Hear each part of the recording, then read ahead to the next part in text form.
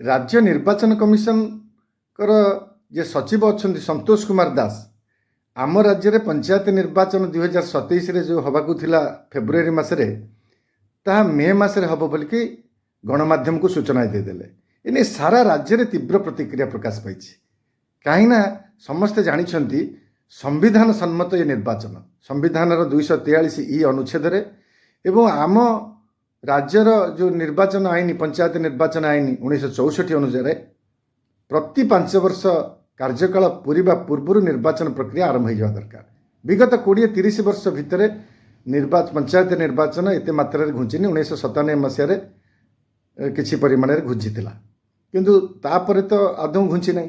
Covid समय सामान्य अल्प विलंब होता किंतु मे मास कहते विजु जनता दल तीव्र प्रतिक्रिया प्रकाश कर कहते जदि प्रकृत में सचिव एक कहले मे मस कहीं से आउ 4-6 मास बढ़ी जापे जो सेंसस को बहाना दौरान निर्वाचन कमिशन का सचिव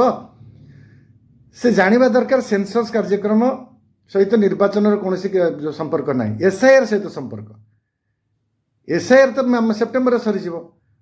कौन सीमा पुनर्गठन कर राज्य सरकार निर्वाचन कमिशन तो सीमा पुनर्गठन तो वर्षे 6 मास लग